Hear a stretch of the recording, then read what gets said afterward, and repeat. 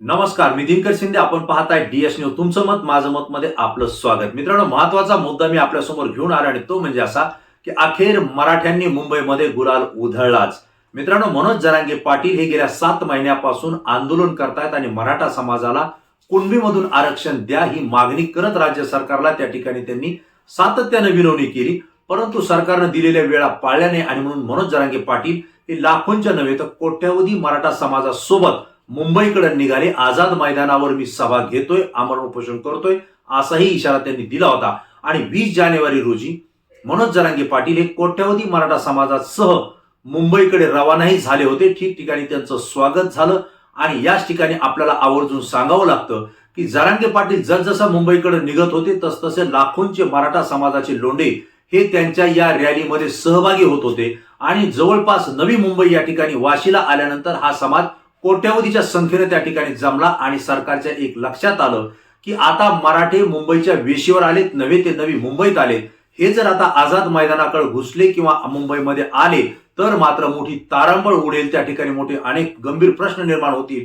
अशा वेळी मराठा समाजाला आरक्षण देणं आणि त्यांचे मुद्दे कायद्यात बसवणं हे आता गरजेचं झालेलं आहे. म्हणजे ज्यावेळेस मराठा समाज आणि मनोज जरांगे पाटील यांनी राज्य सरकारचं नवी मुंबईमध्ये कोट्यवधीच्या संख्येने जाऊन नाग दाबलं, त्यानंतर मात्र सरकारनं तोंड उघडलं आणि मराठा समाजाला मनोज जरांगे पाटील यांनी केलेल्या ज्या काही मागण्या होत्या त्या ठिकाणी अनेक शिष्टमंडळ पुन्हा पुन्हा येऊन भेटले आणि त्या मंजूर केल्या. मराठा समाजाला कुणबीमध्ये ज्या नोंदी आहेत ते प्रमाणपत्र तात्काळ दिल्या जातील हे सांगितलं. जोपर्यंत आरक्षण मिळत नाही किंवा सुप्रीम कोर्टातलं आरक्षण लागू होत नाही तोपर्यंत तमाम मराठ्यांना ओबीसीच्या सगळ्या सुविधा, शैक्षणिक सुविधा या सुद्धा लागू केल्या जातील असंही मुख्यमंत्र्यांनी सांगितलं.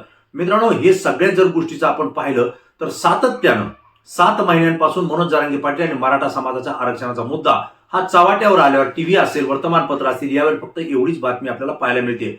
आणि मराठा समाजाला आरक्षण द्यावं यासाठी मनोज जरांगे पाटील यांनी खूप मोठा त्याग सहन केलेला आहे. त्यांनी अनेक आंदोलन तीव्रतेने त्या ठिकाणी केलेले आहेत, विशेष म्हणजे आमरण उपोषण सुद्धा केलेले आहेत. आणि याला मराठा समाजानं खंबीरपणे त्या ठिकाणी साथ दिली, पाठिंबा दिला. खांद्याला खांदा लावून मराठा समाज हा जरांगे पाटलांच्या सोबत या आंदोलनामध्ये उभा राहिला आपण पाहिलं. मित्रांनो, 20 जानेवारी पासून ते आज 27 जानेवारी पर्यंत मराठा समाज मुंबईकडे रवाना होत असताना मिळेल त्या जागेवर थांबला, मिळेल ते त्यांनी खाल्लं, परंतु कोणी त्या ठिकाणी तक्रार केली नाही. प्रत्येक जण आंदोलनामध्ये सहभागी झाला, आपल्या गाड्या वगैरे घेऊन त्या ठिकाणी सहभागी झाला. अन्न धान्य खाण्याची सोय सुद्धा त्यांनी स्वतःची केली.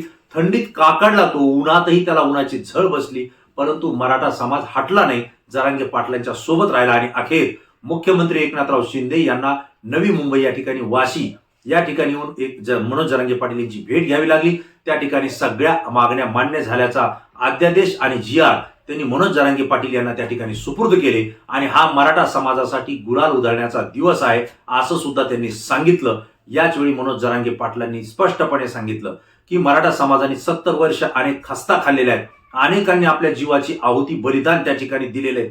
आता मराठा समाजाला दिलेलं आरक्षण आणि राज्य सरकारनं काढलेले अध्यादेश असतील, GR असतील, हे टिकवणं ही आता सरकारची जबाबदारी आहे. तात्काळ मराठा समाजाला कुणबीचे प्रमाणपत्र देऊन त्यांना आरक्षणाचा लाभ द्यावा अशी मागणी मनोज जरांगे पाटील यांनी या ठिकाणी केली. मित्रांनो, संपूर्ण राज्याचं, देशाचं नव्हे तर जगाचं लक्ष या मराठा समाजाच्या आंदोलनाकडे लागलं होतं. कारण मुंबईने नव्हे तर देशानं एवढी संख्या एका जागेवर आणि शांततेत आंदोलन केलेलं आजपर्यंत कोणी पाहिलं नाही. ते पहिल्यांदा जरांगे पाटील आणि मराठा समाजाच्या या आंदोलनाच्या माध्यमातून तमाम महाराष्ट्रानं, देशानं, जगानं ते आंदोलन पाहिलं आणि अत्यंत शांततेच्या मार्गानं हे युद्ध लढलं, ज्याला राज्य सरकार बळी पडलं. राज्य सरकारला सत्यता त्यांची जाणून घेऊन त्यांना अध्यादेश काढावे लागले, मराठा समाजाला कुणबीचं आरक्षण जाहीर करावं लागलं आणि ज्यांच्या नोंदी सापडल्यात त्यांना सुद्धा सगळे सोयरे याची व्याख्या करून आरक्षण देण्याचं सुद्धा राज्य सरकारनं या ठिकाणी कबूल केलं.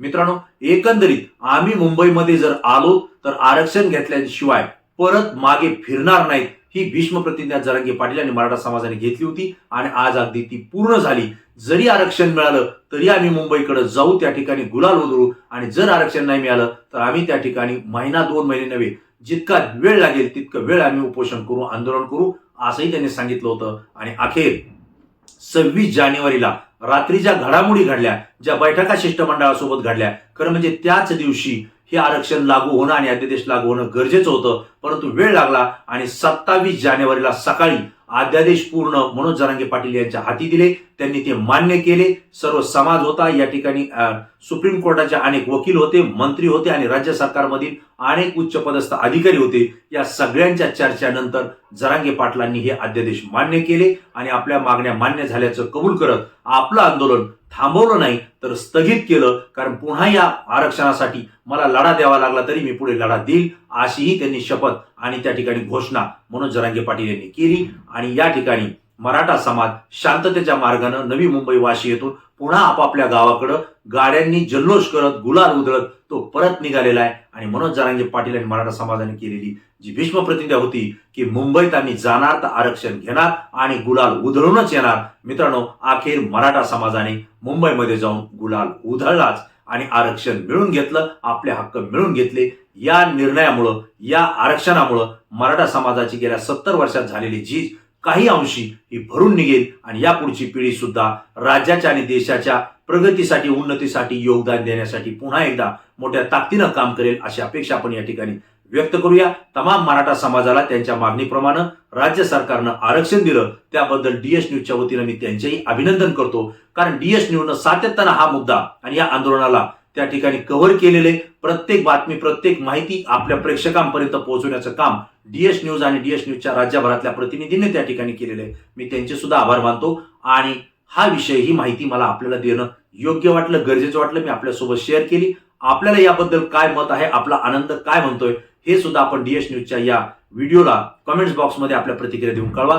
कारण तुमच्या प्रतिक्रिया संपूर्ण महाराष्ट्रातून आहेत आणि त्या आमच्यासाठी अत्यंत महत्वाच्या आहेत. पुन्हा नवीन विषय, नवीन मुद्दा घेऊन येईल. तोपर्यंत धन्यवाद.